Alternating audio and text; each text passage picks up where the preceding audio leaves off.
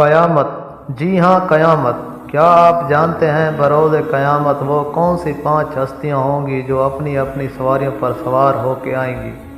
رسول خدا جناب مصطفیٰ کا اپنے بھائی مولا علی سے محبت کا ایک واقعہ۔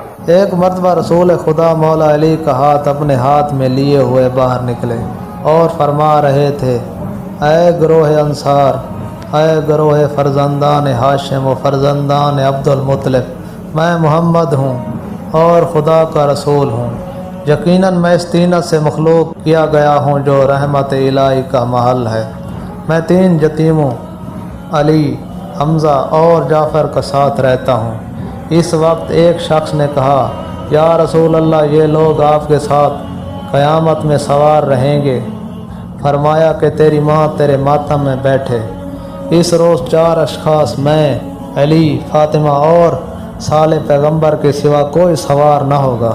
میں تو براق پر سوار ہوں گا اور میری بیٹی فاطمہ میرے ناقہ غضبہ پر اور صالح ناقہ خدا پر جو طے کر دیا گیا تھا، اور علی بہشت کے ایک ناقہ پر سوار ہوں گے جس کی مہار یاقوت کی ہوگی، اور وہ حضرت یعنی علی 2 سبز حلے پہنے ہوں گے اور بہشت و دوزخ کے درمیان جا کر کھڑے ہوں گے، اس حالت میں کہ لوگ ایسی سختی اٹھائے ہوں گے کہ ان کے تمام جسم پسینے سے تر ہوں گے۔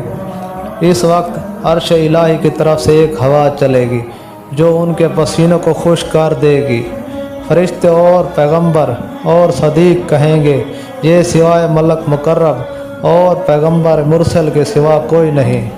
اس وقت ایک منادی ندا کرے گا، یہ ملک مقرب اور پیغمبر مرسل نہیں بلکہ یہ دنیا و آخرت میں رسول خدا کا بھائی علی ابن ابی طالب ہے۔ بہت سی روایات میں موجود ہے کہ امام حسن علیہ السلام سے لوگوں نے سوال پوچھا کہ وہ 7 حیوانات کون ہیں جو ماں کے پیٹ سے پیدا نہیں ہوئے ہیں؟